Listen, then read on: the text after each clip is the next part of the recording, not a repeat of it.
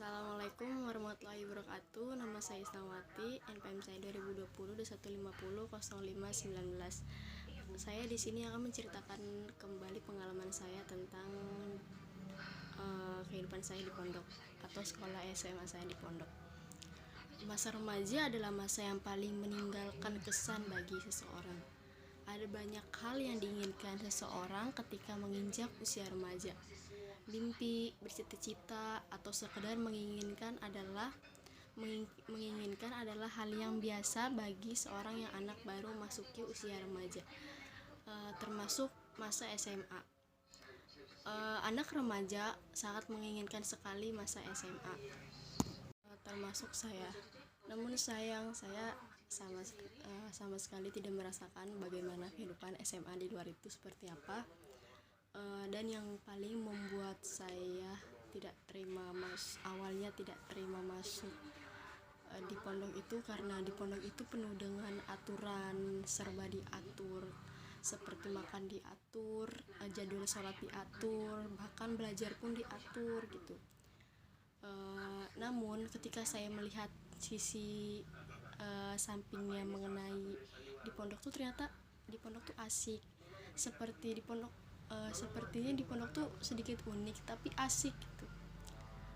Seperti asing saat masuk awal pesantren.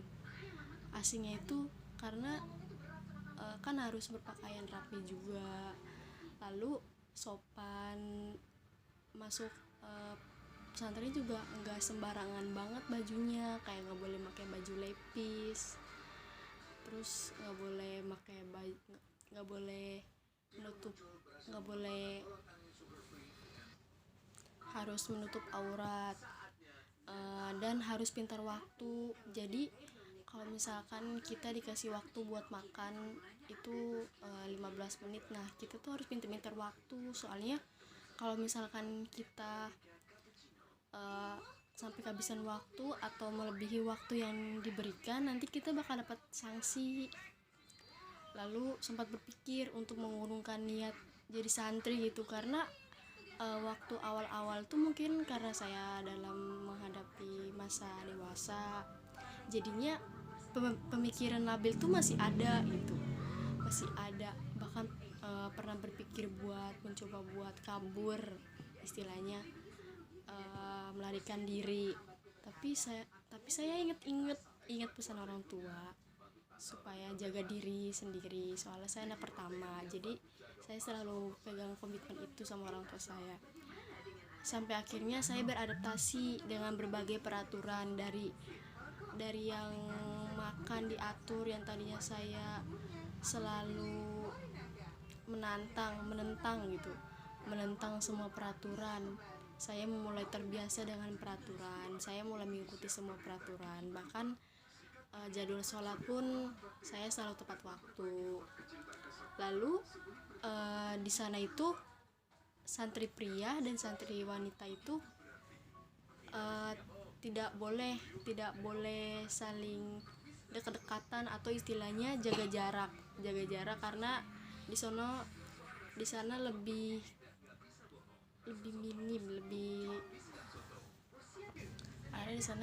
ditekankan lagi soal antara lawan jenis itu tidak boleh berdekatan, karena kan kita bukan mahram. Jadi di sana lebih, nanti kalau misalkan ada yang ketahuan kalau deket, nanti akan dikenakan hukuman. Kalau melanggar siap-siap dapat hukuman. Nah, itu udah pasti banget. Bahkan di sekolah luar pun pasti ada peraturannya, dan akan dikenakan sanksi jikalau melanggar peraturan. Dan lama-lama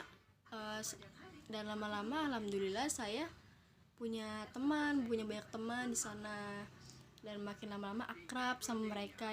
Yang awalnya saya kira mereka tuh orangnya nggak asik atau mungkin asing banget bagi saya ngerti mungkin itu adaptasinya kurang karena beda dari SMP ke pondok itu beda, terkecuali dari MTS mungkin kayak ada gambaran sedikit-sedikit.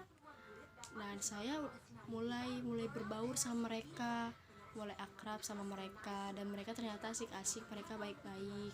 Kita belajar bareng, kita ngaji bareng, bahkan kita murojaah bareng. Murojaah itu seperti kayak menghafal Al-Quran lagi bareng-bareng sama mereka.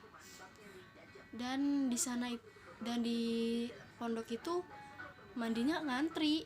Nah, kalau misalkan di rumah itu kan mandinya mungkin ya udah kita langsung masuk aja. Tapi kalau di pondok itu kita tuh ngantri, nggak boleh kita tuh kayak misalkan langsung masuk aja nih, karena di sana itu yang punya kamar mandi bukan cuma kita doang, itu kamar mandi milik kita bersama, jadi kita harus ngantri.